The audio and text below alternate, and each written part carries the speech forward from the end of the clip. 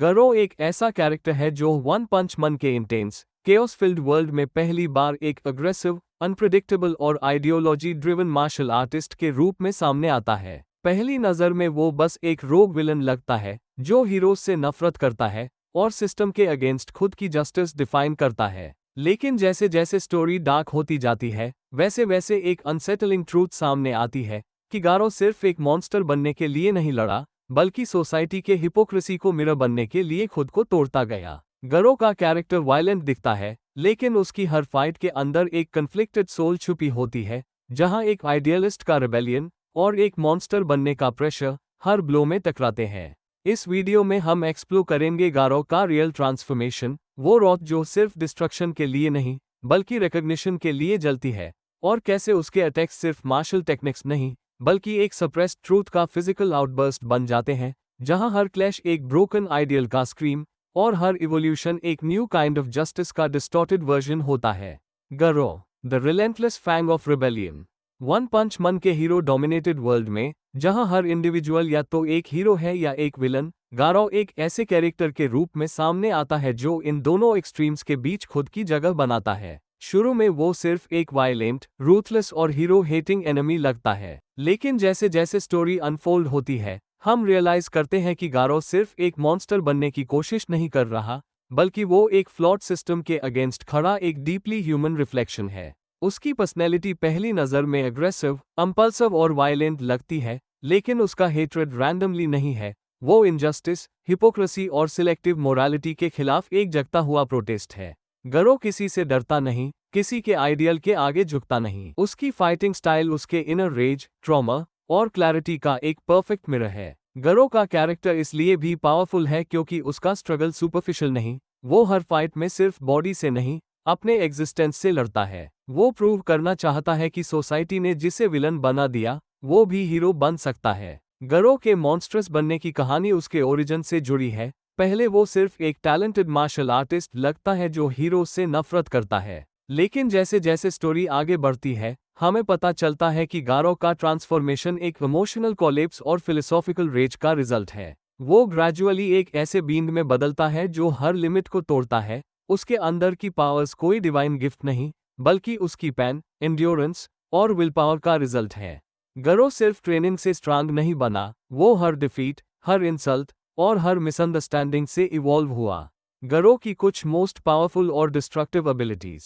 गरो की एबिलिटीज उसके कैरेक्टर का एक रॉ, पेनफुल रिफ्लेक्शन है, जहां मार्शल मास्टरी, इवॉल्विंग फिजियोलॉजी और आइडियोलॉजिकल रेज एक ऐसे अनप्रिडिक्टेबल फोर्स में बदल जाते हैं जो किसी भी सिस्टम के अगेंस्ट खुद एक रिबेलियन बन जाता है। जो पावर्स गरो के पास है वो सिर्फ डिस्ट्रक्शन के टूल्स नहीं, बल्कि उसकी आइसोलेशन, उसके एग्जिस्टेंशियल डिसगस्ट और एक मॉन्स्टर बनकर हेरोइज्म को एक्सपोज करने की इंटेंस नीड का एक लिविंग एक्सटेंशन है। गरो का कैरेक्टर हमें ये समझाता है कि जब इंसान सिर्फ ताकत नहीं बल्कि मीनिंग के लिए इवॉल्व करता है तो हर एबिलिटी एक साइकोलॉजिकल वूंड का फिजिकल फॉर्म बन जाती है। तो चलो देखते हैं गारो की 3 सबसे डिफाइनिंग एबिलिटीज जो उसको सिर्फ डेंजरस नहीं बल्कि एक फिलोसॉफिकल एनॉमली बनाती है। वो एक ऐसा क्रिएचर है जो मॉन्स्टर बनकर दुनिया के डबल स्टैंडर्ड्स को मिरर करता है और हर अटैक के साथ एक अनकंफर्टेबल ट्रूथ सामने लाता है। First, flowing martial style, the rage refined by repetition. Garou की सबसे प्राइमरी और डिफाइनिंग एबिलिटी है उसका अडैप्टिव मार्शल आर्ट्स। ये एक ऐसी फाइटिंग टेक्निक जो न सिर्फ हाईली फ्लूइड और लीथल है, बल्कि उसके सर्वाइवल इंस्टिंक्ट और एनालिटिकल जीनियस का रिफ्लेक्शन भी है। गरो किसी भी स्टाइल को ऑब्जर्व करते ही उसको इंस्टेंट एनालाइज करता है और सेकंड्स के अंदर उसका काउंटर डेवलप कर लेता है। हर मूव, हर डोज, हर स्ट्राइक एक ऑब्सेशन का रिजल्ट है, जिसमें टेक्निक और हेट्रेड दोनों एक ही रिदम में चलते हैं। यह एबिलिटी सिर्फ कॉम्बैट मास्टरी नहीं, बल्कि उसके हीरो हंटर फिलॉसफी का फिजिकल मैनिफेस्टेशन है। गरो का बॉडी लैंग्वेज बैटलफील्ड पर एक डांस की तरह लगता है, जिसमें हर मोशन के पीछे उसके ट्रॉमा, रिजेंटमेंट और ट्विस्टेड जस्टिस की एनर्जी बसती है।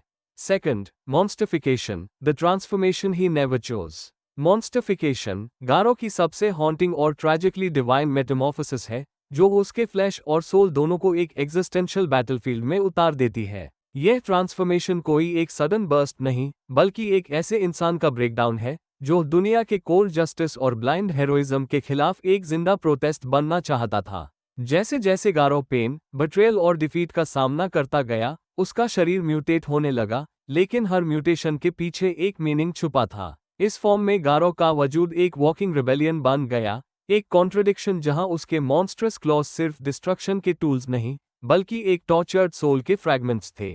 Third, cosmic Garou, the mirror of absolute power. Cosmic Garou, एक फॉर्म जो सिर्फ शक्ति का एम्बॉडीमेंट नहीं, बल्कि एक डिवाइन मिरर है, जिसमें पूरी यूनिवर्स अपने कॉन्ट्रडिक्शंस के साथ रिफ्लेक्ट होती है। जब गारो इस फॉर्म में एंटर करता है, तो उसकी प्रेजेंस एक सेलेस्टियल अनोमली बन जाती है, जहां स्टार्स कोलैप्स करते हैं और ग्रेविटी उसके रेज के आगे झुक जाती है। इस फॉर्म में वो टेक्निक्स को सिर्फ देखकर कॉपी नहीं करता, वो उन्हें रीडिफाइन करता है। टाइम का फ्लो उसके रेज में ट्विस्ट होता है और स्पेस उसके रथ में फोल्ड। लेकिन सबसे टेरिफाइंग बात यह है कि कॉस्मिक गारो कोई गॉड नहीं, बल्कि एक शैटर्ड बीइंग है, जिसके हर अटैक के पीछे एक इंटरेस्टिंग क्वेश्चन छुपा होता है। वो सिर्फ ओपोनेंट्स को ओवरवेल्म नहीं करता, वो अपने ही फ्रैक्चर्ड आइडेंटिटी को फेस करता है। Final thought. तो अभी तक हम लोगों ने गारो को सिर्फ एक विलन के रूप में नहीं देखा, बल्कि एक वॉकिंग कॉन्ट्रडिक्शन के रूप में समझा है। वो एक ऐसा इंसान है जो सिर्फ हीरो बनने नहीं, बल्कि हीरो के डेफिनेशन को तोड़ने निकला था। वन पंच मन में गारो का रोल सिर्फ एक मॉन्स्टर बनने का नहीं, बल्कि एक मिरर बनने का था, जिसमें सोसाइटी अपने खुद के हिपोक्रेसी को देख सके।